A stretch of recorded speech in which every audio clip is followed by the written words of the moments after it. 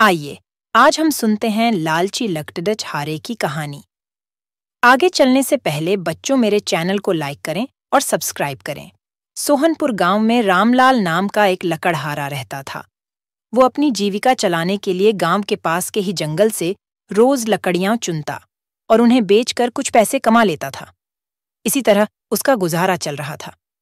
कुछ दिनों के बाद रामलाल की शादी हो गई। उसकी पत्नी बड़ी खर्चीली थी, इसलिए अब उतनी लकड़दहियों को बेचकर घर चलाना मुश्किल हो गया था। ऊपर से रामलाल की पत्नी कभी नए कपड़े खरीदने के लिए तो कभी किसी दूसरी चीजों के लिए रामलाल से बार बार पैसे मांगती थी। अगर पैसे न मिलें तो रूठ जाती। रामलाल अपनी पत्नी से बहुत प्यार करता था, इसलिए उसकी नाराजगी वो बर्दाश्त नहीं कर पाता था। रामलाल ने ठान लिया कि वो अब ज्यादा लकड़ियां इकट्ठा करके बेचेगा ताकि उसकी पत्नी को रोज रोज पैसों की कमी न हो। पत्नी की इच्छा पूरी करने के लिए आज रामलाल घने जंगल तक चला गया और बहुत सारी लकड़ियां चुनकर बाजार में बेच दीं। ज्यादा लकड़ियों के ज्यादा पैसे मिले तो खुश होकर रामलाल ने सारे पैसे अपनी पत्नी को दे दिए। अब रोज रामलाल ऐसा ही करने लगा। देखते ही देखते उसके मन में लालच इतना बढ़ गया कि उसने धीरे धीरे पेड़ काटना भी शुरू कर दिया। पेड़ काटने से और ज्यादा लकड़ियां हो जाती थीं और उसे अधिक दाम मिलने लगे। लकड़हारा हर हफ्ते एक पेड़ काटता और लकड़ियां बेचकर मिलने वाले पैसों से अपनी पत्नी के शौक पूरे करता। अब पैसे ज्यादा आ रहे थे तो घर भी अच्छे से चल रहा था। धीरे धीरे रामलाल ने पैसों को जुए में लगाना शुरू कर दिया। जुआ खेलने की लत ऐसी लगी कि रामलाल एक मोटी रकम इसमें हार गया। अब इस रकम को चुकाने के लिए रामलाल ने एक दो मोटे मोटे पेड़ काटने का फैसला लिया। जैसे ही रामलाल ने जंगल में जाकर अपनी कुल्हाड़ी को एक बड़े से पेड़ पर चलाने की कोशिश की तो उस पर पेड़ की टहनी ने हमला कर दिया।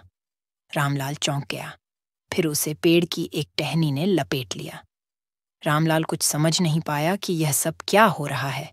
तभी पेड़ से आवाज आई, मूर्ख, तू अपने लालच के चक्कर में मुझे काट रहा है। तू सारे पैसे जुए में लुटा देता है और फिर पैसे लौट आने के लिए पेड़ काटने आ जाता है। तुझे पता है कि पेड़ कितने कीमती होते हैं। हमारे अंदर भी जान बसती है और हम तुम इंसानों को जीने के लिए हवा, धूप में छाया और भूख को शांत करने के लिए फल देते हैं, लेकिन तू अपने स्वार्थ के लिए हमें ही काट रहा है। पेड़ ने कहा, आज तू रुक, यही कुल्हाड़ी मैं अब तेरे ऊपर चलाऊंगी। पेड़ की टहनी कुल्हाड़ी से रामलाल पर वार करने ही वाली थी कि वह गिड़गिड़ाने लगा। उसने माफी मांगते हुए कहा, मुझसे गलती हुई है, लेकिन मुझे सुधरने का एक मौका दो। अगर आप मुझे मार दोगे तो मेरी पत्नी का क्या होगा? वो अकेली पड़ जाएगी। आज से मैं किसी पेड़ को नहीं काटूंगा, ये प्रण लेता हूँ। यह सब सुनकर पेड़ को रामलाल के ऊपर दया आ गई। उसने रामलाल को छोड़ दिया। छूटते ही रामलाल भागकर अपने घर गया और पैसों के लालच में न आने का संकल्प ले लिया। कहानी से सीख, लालच में आकर पर्यावरण के साथ खिलवाड़ नहीं करना चाहिए। हमें ऑक्सीजन पेड़ से ही मिलती है। इन्हें काटकर हम खुद अपने जीवन में संकट को ला रहे हैं।